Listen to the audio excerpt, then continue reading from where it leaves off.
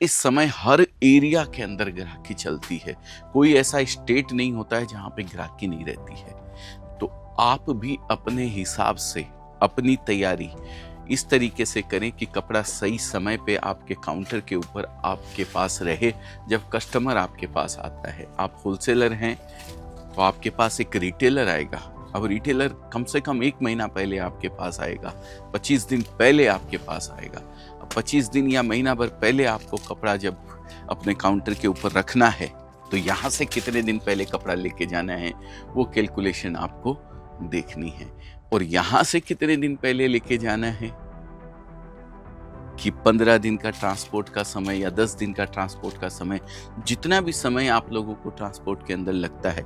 अभी मैं बात करूं इंदौर, महाराष्ट्र या गुजरात की, एमपी की, ये तीसरे दिन कपड़ा पहुंच जाता है, दूसरे दिन कपड़ा पहुंच जाता है, तो कोई टेंशन नहीं रहती है। ठीक है, आप आज सूरत से एक्चुअली पोजीशन ऐसी रहती है, काफी जगह पे कपड़ा इस तरीके से जाता है कि दूसरे दिन तो कपड़ा पहुंच जाता है। इंदौर की अगर मैं बात करूं, आज रात को मैंने अगर 7 बजे पार्सल पैक किया है तो वो पार्सल दूसरे दिन सुबह 10 बजे सामने वाले के काउंटर पे गिर जाता है और शाम को 5 बजे तो वापस खरीदी दे देता है वो हमको।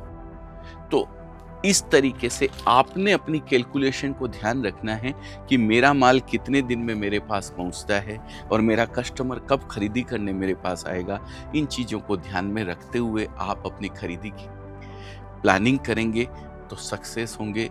समय पे कपड़ा पहुंचेगा। हालांकि ग्राहकी का टाइम है, लेकिन हम इस ग्राहकी का फायदा कैसे ज़्यादा से ज़्यादा उठा सकें, इस चीज़ की कैलकुलेशन तो आपको ही करनी पड़ेगी।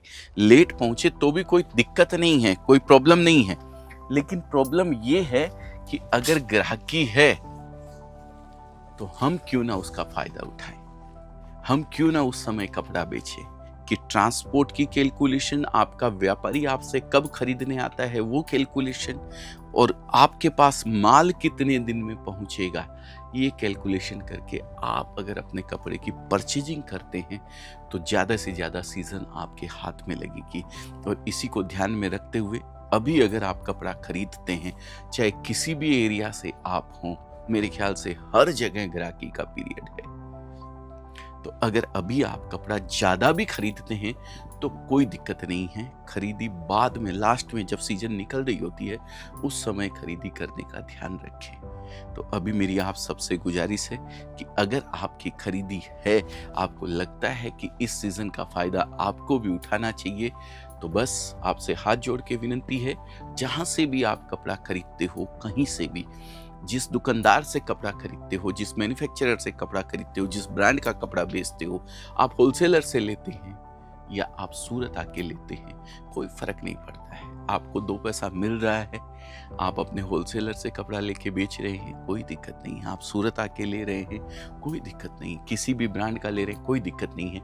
लेकिन कैलकुलेशन अपने दिमाग में ये रखें कि मुझे इस दिन कपड़ा बेचना है तो मेरे पास कितने दिन में कपड़ा पहुंचेगा।